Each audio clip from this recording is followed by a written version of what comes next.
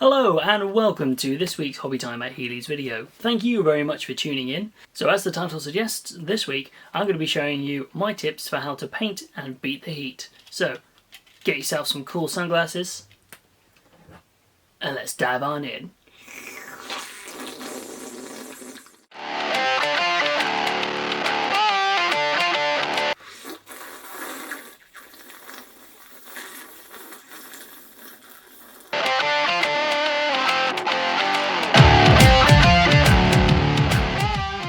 And welcome back. So a lovely sunny day, it can be a perfect time to do some painting. The weather outside is brilliant, perfect for priming and spraying. So all that beautiful sunlight is perfect, gives you some fantastic light in order to make sure that the colours really pop and you can see every detail of your miniature when painting. But heat can also be a painter's worst enemy. Your paints can dry out, it can be too hot for you to concentrate, you yourself can get dehydrated, and sometimes painting outside, nature is not your friend. So I'm going to be showing you a few ways to help beat the heat and get on with painting during the lovely sunny weather. So first off, I would say get yourself a wet palette. So for painting, a wet palette is a fantastic tool to help keep your pets nice and moist.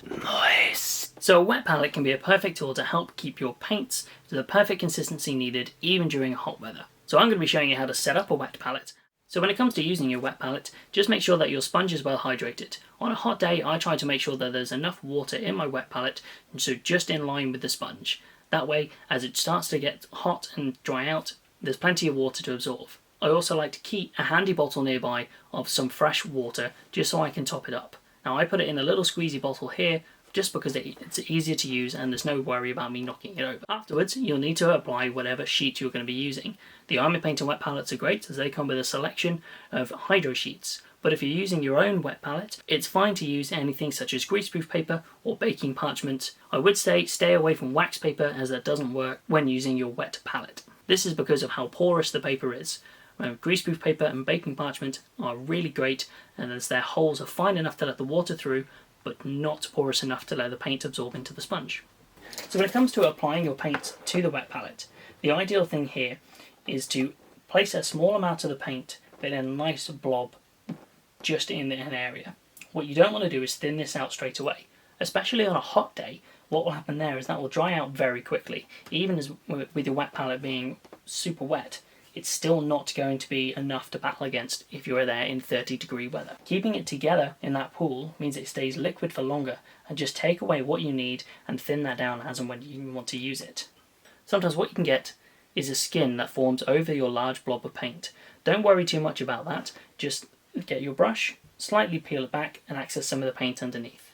This is bound to happen when you're outside in the hot weather, but your wet palette can really assist with this because it keeps it nice and moist underneath. Moist! Now if you're painting inside, even on a hot day, you still want to follow these tips when using your wet palette.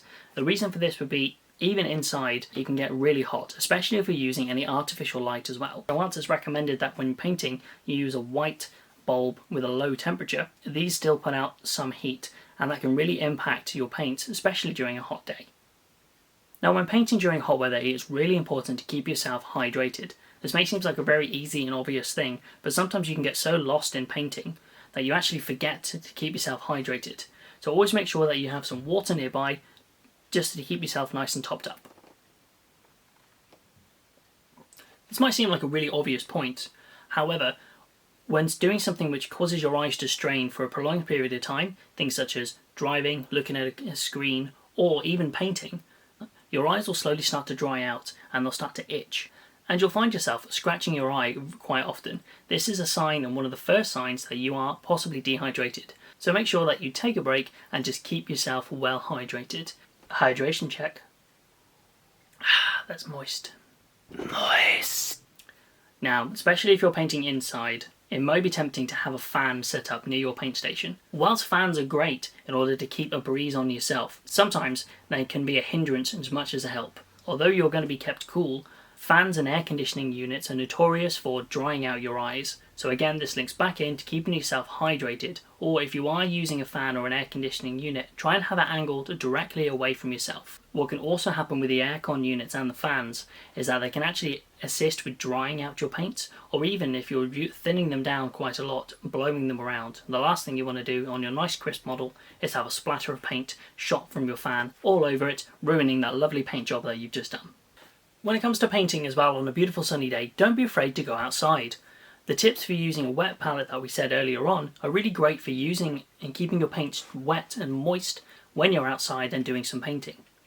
Just be wary that when you are outside though, is even on a sunny day it could still be windy, plus when painting what you don't want to do is a breeze to blow any pollen, bits of debris or just generally anything or any bugs or anything landing onto your paint. So if you do decide to set up painting outside, maybe try and find yourself in an area where you have an enclosed space around you, for example adjacent to a fence or set up next to a windbreaker, something along those lines, because it can then help protect your paint station and stop anything from blowing onto it.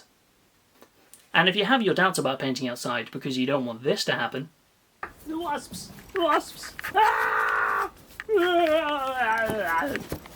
Then consider picking yourself up a set of citronella candles or even getting some citronella oil and popping that in a spray bottle. Just a few sprays of these near you and around your paint station or lighting one of these small tea lights will keep a majority of bugs away from yourself. Hydration check. Now when it comes to priming your models on a sunny day, this might sound like it's the best idea because it's a beautiful day outside, there's no rain.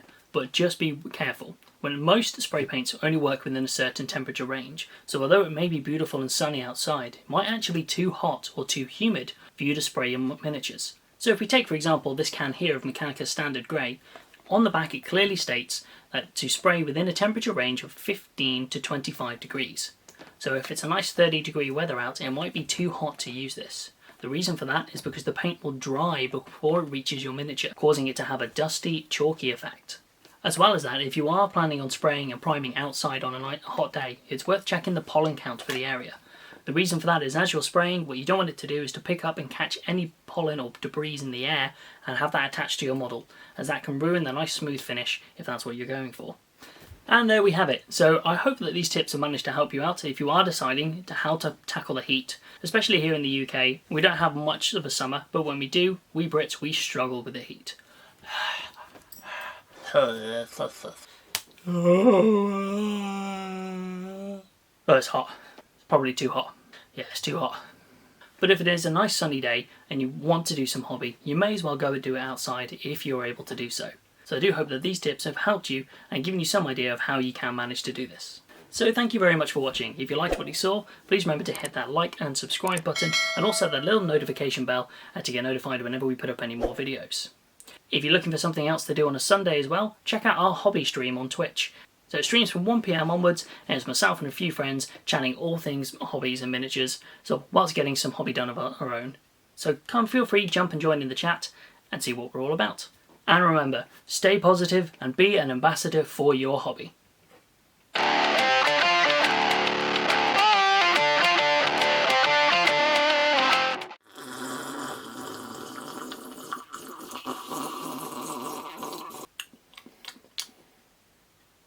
Moist.